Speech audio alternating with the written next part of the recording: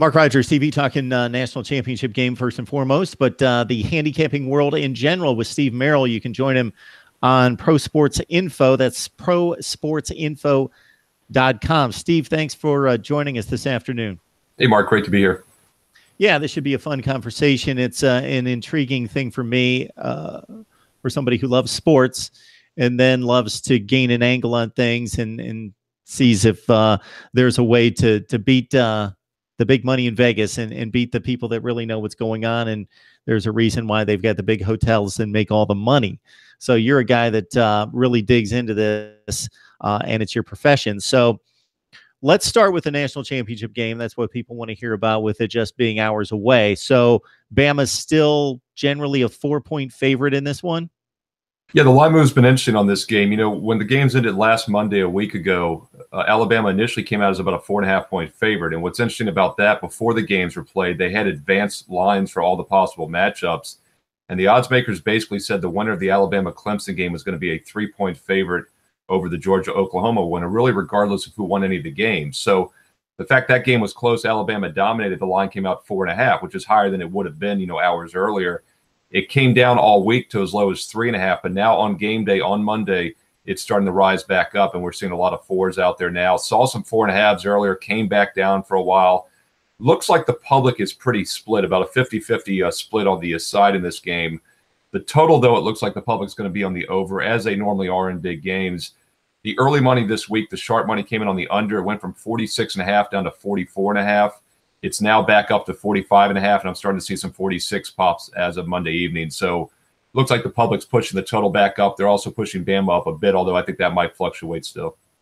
Steve, Alabama has obviously built a reputation for a good reason. They win championships. They win big games. I ran the numbers the other day. They're 9-2 in winning straight up, not talking against the spread, but 9-2 in postseason play under Nick Saban since 2009 when there's a championship on the line, playoff, BCS, or national championship in this case. Vegas loves Alabama, and for good reason. They have the most successful program going right now. Do you think there's more built into it than that, knowing what the betting public perceives Alabama to be? Do you think that ties into it as well? Yeah, what's interesting about Alabama is they weren't a very profitable team against the spread this year. They were actually one game below 500 overall, 6-7. I think Georgia was like 10-3 against the number. So Georgia obviously had a monster season from a point spread perspective, but they also overachieved more than expected. Alabama, as a consensus number one basically all year, obviously you have an inflated price. One thing that's interesting about Alabama, though, when I run my power ratings each week throughout the season, I found several situations this year where Alabama was actually priced too low, and I had a couple best bets on them earlier in the year. Which is unusual because I'm normally not playing big favorites that are big public favorites because, like you said, there's usually not a lot of line value. So I think after losing the national title last year with some other teams starting to catch up, you can make a case that the odds makers haven't overpriced them as much as in years past. And obviously we saw that in the Clemson game. That line went from 2 all the way up to 3.5 by kickoff, and it still wasn't high enough. So it'll be interesting to see what happens tonight to see if Georgia can do a better job than Clemson did a week ago. We're joined by Steve Merrill. You can join him on prosportsinfo.com for all your handicapping needs of football, baseball, and basketball. Steve, I'm a guy that gets on here. I talk college football every day.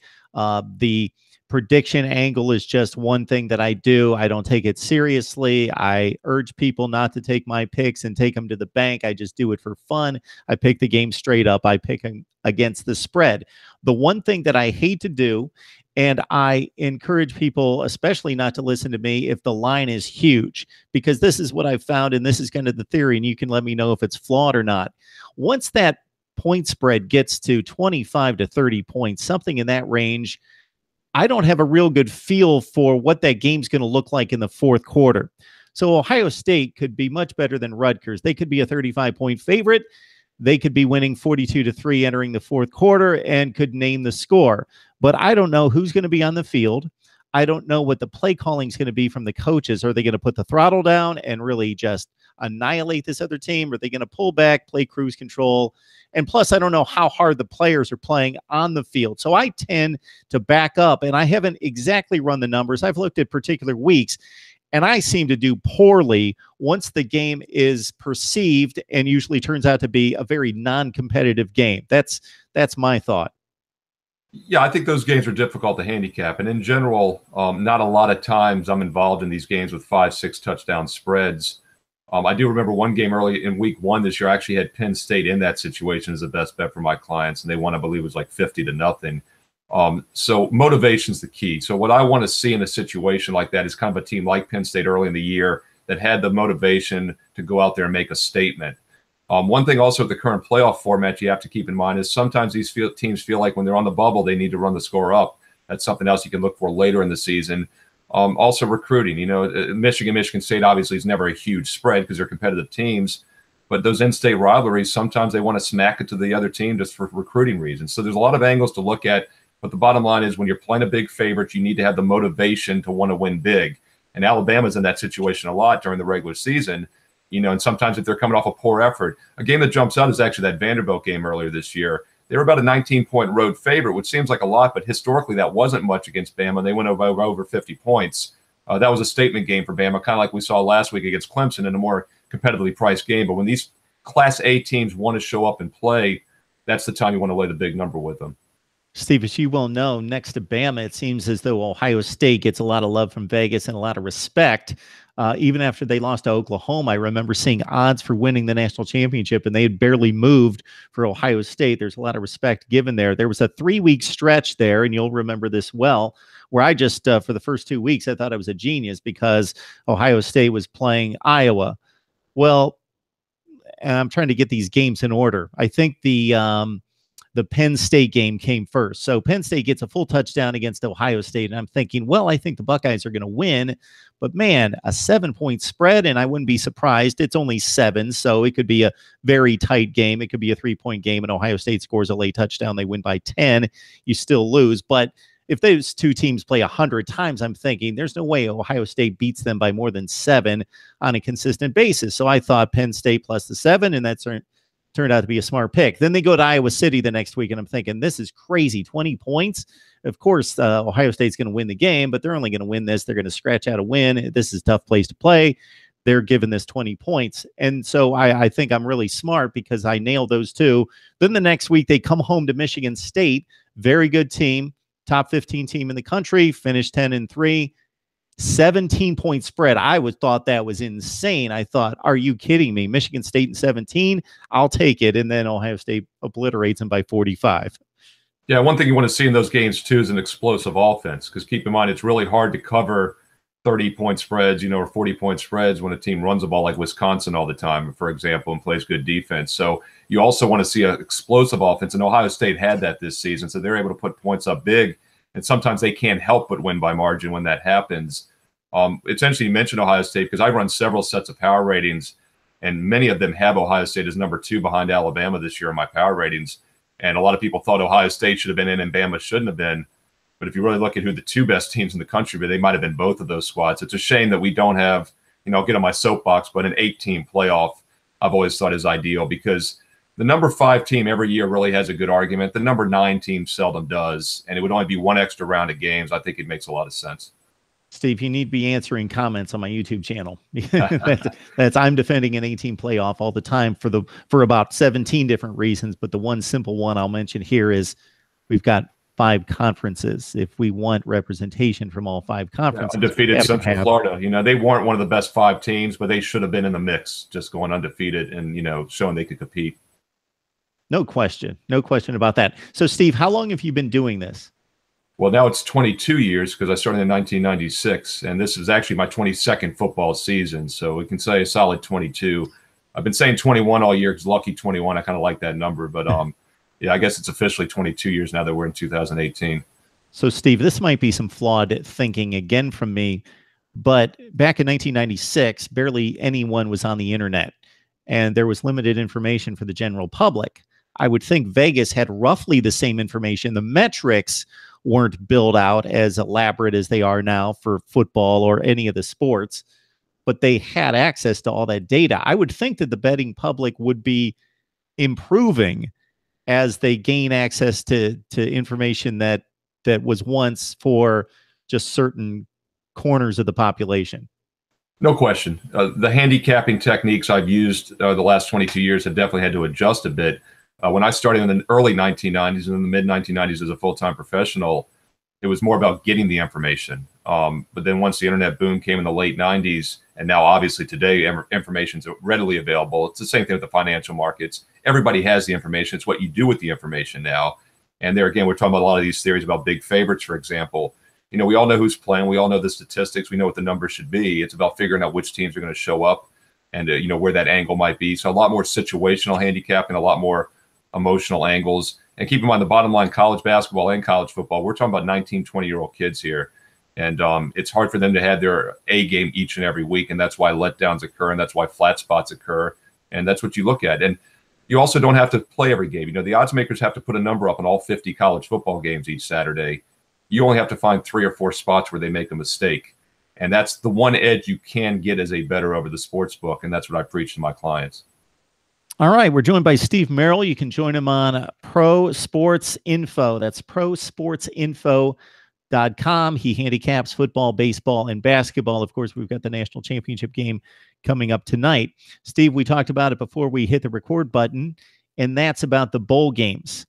And much is made about the motivation and incentive factor that can be guessed. It can't be determined in any way. You can't get into the hearts and minds of 20-year-old kids, and you can look at coaching changes and how that could possibly affect. That would be certainly fascinating data to see how head coaching and coordinator, offensive and defensive coordinator changes affected bowl outcomes over a long period of time, and that would involve some rather deep research. Just your thoughts. We discussed it, and I threw out the stat that I found last year that in 40 bowl games, the underdog didn't just cover. The underdog won outright 17 times. I don't know what the numbers were. The first 24 games this year, I believe the stat was that 10 underdogs won outright. So the underdogs were only 10-14 in those games. And it's not a surprise because in football in general, even in the NFL, if you take an underdog of less than a touchdown in the NFL, if they cover, they win outright almost 70, 80% of the time. So even in pro football where the lines are very sharp, if you like a dog of less than a touchdown, you really have to figure they're going to win outright. Tennessee Titans did that this past week and is an 8.5-point underdog. By the way, do you know that the straight up winner in all 17 Kansas City Chiefs this game covered the spread this year? The Chiefs lost 7 times, failed to cover all 7. The 10 times they won in the regular season, they covered all 10. So that angle held up again. The Titans won outright. The points didn't matter. But in college football, in the bowl games especially, the lines aren't as sharp because of all that uncertainty. And I talk about the emotional angle, the situational angle. It's more important in college bowls than any other time of season. You have to throw a lot of the numbers out the window, and you have to know which teams want to show up and play. Big favorites in general are not good plays in the early December bowl games, the minor bowl games, for a couple reasons. First of all, if they're a big favorite, they're a superior team, they probably hope to go to a better game, and they overlook the weaker team. Meanwhile, the big underdog is just happy to be there. They're usually a 6-6 team from a lesser conference. Yet every game is special because we had the biggest point spread in college football bowl history this year, with Florida Atlantic as over a 3-touchdown favorite, and they still won by about 50 points. They were motivated, though, so I had nothing to do with that game. I didn't want anything to do with that big underdog. So every game's, a case-by-case scenario when you're handicapping. But in general, you're right. You want to look at underdogs, and you want to look at the total as well in a lot of the early games because the defenses don't show up. You get a lot of shootouts as well. So, Steve, when Vegas sets a line, whether it be the NFL, college football, whatever the sport, at the beginning of the week, are they setting that line to say, we believe Ohio State is 6 points better than Michigan, or are they saying that regardless of what we think, that of course factors into the line, but we're also trying to predict what the betting public thinks and try to get the jump on the betting public because we want to sway this one way or the other? Yeah, exactly. In a perfect world, all they care about is getting 50-50 action because for every sports bet you make on a side or total, you have to risk 11 to win 10. Which means if you want to win $100, you're risking losing 110 if you're wrong. So if they get even amount of bets on both teams A and B, they're going to pay out 100 and collect 110. They're going to net $10. So if they get balanced action, they don't care who wins. In the real world, though, that never happens. You're hardly ever getting balanced action. So they try to keep it balanced. But you also have to keep in mind, 90% of the bets come in from recreational players who do not have an edge. But the 10% of the bets that come in from sharps like myself, bet 9 times more than those recreational players. So the money could still be heavier on 5 or 10% of the bets coming in on one team than 90%. So they pretty much have to go with the right number, because professional bettors are going to play until they get the right number. And if the line is off by a couple points, they're going to hammer it. And even though the public might eat up that other side being on the wrong side, it's still all about having that money balanced. And I think Vegas nowadays pretty much tries to set what they think is the correct line and then just see where it goes from there. But ideally, in a perfect world, they want balanced action, but it's always easier said than done, obviously. So, Steve, give us an idea. What is your typical record, maybe this year or over time, money line against the spread, college football, NFL? Yeah, I mean, if you can hit 60% on a season against the spread, you'll make a lot of money. And you see people out there saying they hit 70, 80%. Hey, look, anybody over a 10-game sample. This past weekend, Saturday and Sunday, I went 9-1, 90%. And I'm hesitant to say that because so many people say that, and, you know, they say they hit 90% winners. I hit 90% winners the last 2 days, went 5-0 and 4-1. It happens. But I'm not going to hit 90% over the course of the season. And to be honest, you don't need to. If you're playing 2 or 3 games a day, and you can hit 55, 60% winners, you make a lot of money, because over the course of the season, you're churning an edge. In fact, mathematically, to beat 11 versus 10, as I mentioned, that vigorish, you have to hit 52.4% to break even. You got to do better than 50-50 because you're laying 11 to win 10. You have to hit 52.5%. So you don't have to really have a huge edge. You have to have a small edge, and you apply it over and over again. 55, 60% winners will make you a lot of money when you're playing 600, 700 games a year. It's a fascinating subject when you look at people that love sports like ourselves, but then also trying to predict the winners and then knowing what those margins need to be against, as you say. I think the magic numbers, like $100 bet, 91 in return, you played it out as 100 and 110, which is exactly accurate. So very interesting stuff, Steve. I could talk about this all day, and certainly know that you've got a lot of things going on. So for the Georgia-Alabama pick, we should send people to prosportsinfo.com, correct? Yeah, website's the best place to go. It has my bio information on my service, all my selections each night, prosportsinfo.com, prosportsinfo.com, and also my email address is on there. And if anybody would like a free best bet, a sample analysis, just mention that they saw the show, and they can email me directly, steve@prosportsinfo.com. All right, Steve, we appreciate the breakdown. It was a fun conversation. Thanks, Mark.